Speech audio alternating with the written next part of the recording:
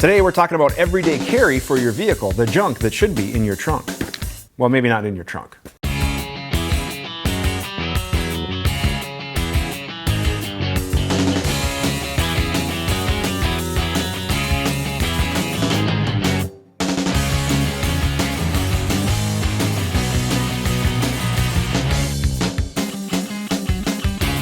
Hey guys, my name is Dave Tim. Thank you very much for checking out this video. Before we get into our topic, which is the junk that should be near or in your trunk, I want to give a shout out to TriggerCon 2018, which is July 26th through the 29th in Bellevue, Washington. If you're in the Pacific Northwest or anywhere on the West Coast, make sure you head on up to Washington for the year's premier public firearm show of the area. All sorts of cool companies are going to be there showing their latest and greatest, plus they're going to be showing new innovative gear that usually is released at the show. So it's a really exciting show to be at, not just to see all your favorite companies and cool stuff, but to run into cool people, plus see some cool new stuff. So you can check out more information on the webpage. It is open to the public. And again, July 26th through the 29th, 2018 in Bellevue, Washington. So thank you very much for tuning in to this week's briefing room. And what we're talking about is what I've dubbed the TNA bag. And I know some of you think, TNA, hey, what kind of channel is this? Well,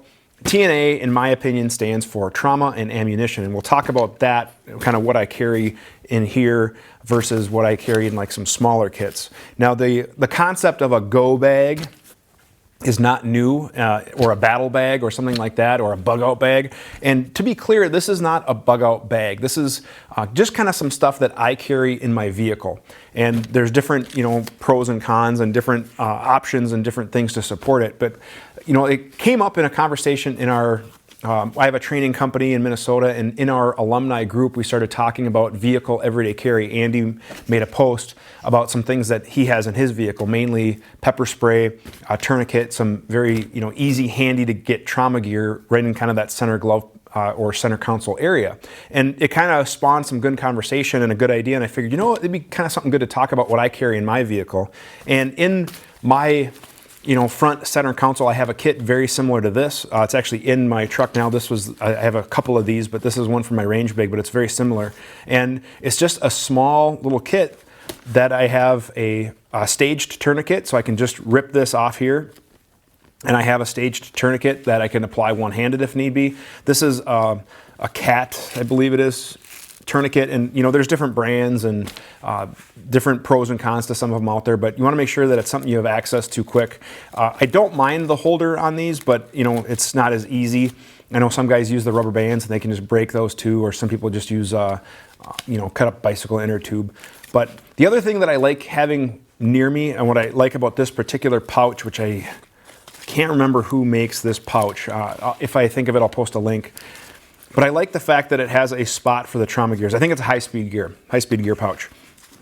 But it has a spot for a set of trauma shears, which are great for cutting seat belts, cutting clothing, just all sorts of different uses. I've used them for cutting flex cuffs. They just have a lot of really good use, so I like having a set of trauma shears nearby. And then inside, I have basically an IFAK. I have some stuff to pack wounds, pressure dressing, some quick clot. Quick clot I know is a little controversial, but I still carry it.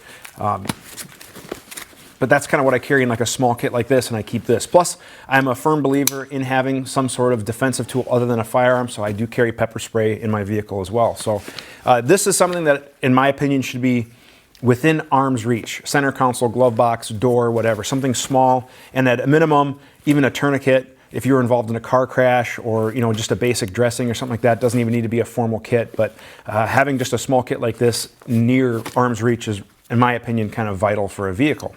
You can get a slightly larger pouch, maybe for the back, that again just has more trauma gear. Again, I like those trauma shears, different dressings, a tourniquet, boo-boo materials, all sorts of stuff in here. Is just kind of an intermediate size if you want to maybe carry a little bit more than the other one. So this is an old one I have. This is actually in just kind of in my shop now. It's kind of like an intermediate bag or whatever, but something like this is an older one. But what I carry in my truck is the TNA bag, and it's not meant to be a bug out bag. I don't have clothes, I don't have MREs in here or anything like that. I do keep some of that stuff around, but This is my TNA bag, and some people call it a battle bag, an active shooter bag or whatever, and I've kind of transitioned away from that. I used to carry this as my active shooter bag, but what I found is by the time you put the bag on, then you put your rifle in, whatever. So I've transitioned for work to basically a plate carrier. So it has, rifle rated armor, it has extra ammo and some trauma gear, and I find that's a lot handier for that purpose.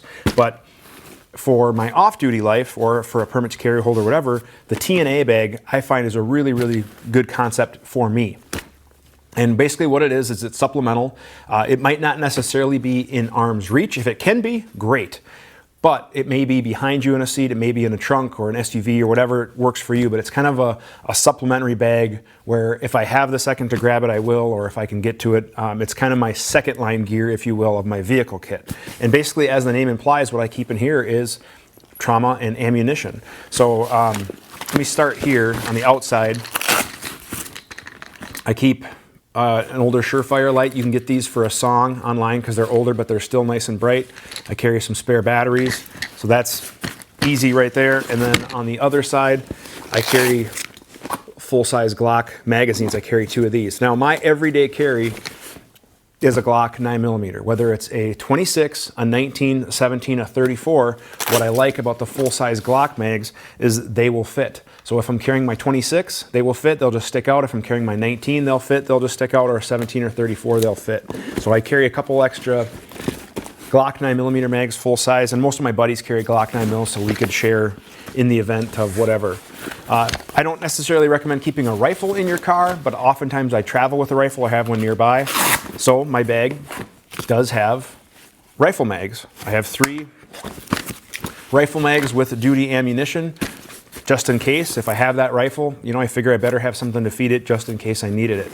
And then inside, the main portion now comes mainly trauma equipment. So I have another tourniquet. I'm a big fan of having, tourniquets. I know of at least a few incidents in the metro area where officers have applied 3 tourniquets to one person because they were shot up that bad or a car crash or whatever. So tourniquet, I have another one way down at the bottom, which I doubt you can see.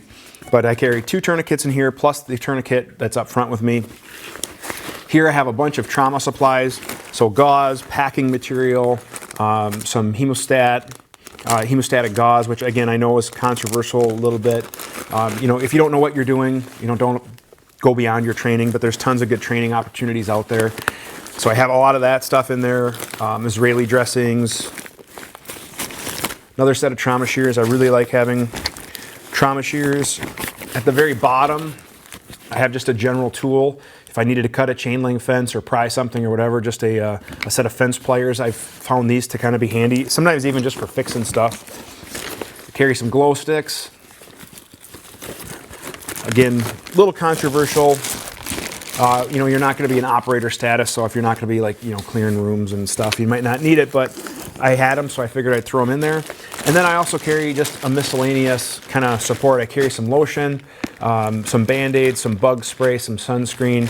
There's usually a thing of chapstick in here.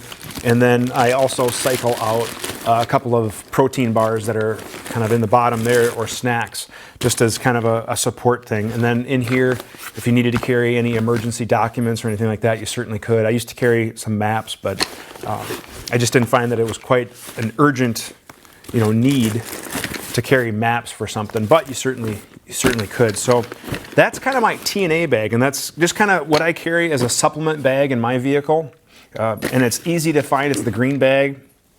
I can direct people to it, and it just kind of gives me a little bit more supplemental gear to my everyday carry and kind of can support what it might be. Now, some guys are carrying body armor and plates, and that's fine. If you're off-duty law enforcement, make sure it's clearly identified so you're not, confused as the bad guy if first responders were coming to respond to a situation. So try to maintain that situational awareness. But I hope that kind of sparks some conversation, some thoughts of maybe what you would consider carrying in your vehicle to supplement your everyday carry or to supplement your vehicle equipment or your just kind of, what is important to you, and think about that. And it's not just for gunfights and zombie apocalypse. This could very easily be used in a car crash. I used to be an EMT. I work full-time in law enforcement. There's been numerous times in my career when I've been off duty roll up on a car crash or a medical situation or whatever, and some of this basic stuff can be very applicable. So I hope that helps. I hope that maybe, again, causes you to think about some stuff. Don't ever be afraid to invest in training. There are tons of free or low-cost training opportunities out there from Red Cross or first aid groups or your local ambulance service or first responder group about first aid and medical equipment training. And a lot of times they even give you some equipment, you know, for helping volunteer or going through the training. So don't ever be afraid to look for those in your area as well. If you have any questions about that, contact your local Red Cross, contact your local fire department, contact your ambulance service, hospital, or, you know, law enforcement agency and ask about that stuff. So make sure you guys are following us online, gunsandtactics.com. Also on social media, we are on Facebook, YouTube, of course. Full 30, I'm going to be uploading videos back to Full 30. Pinterest, Instagram, all that good stuff. Make sure you're following us. Please like, share, and subscribe. We really do appreciate it if you give us that thumbs up. Thank you guys very much for watching, and have a great day.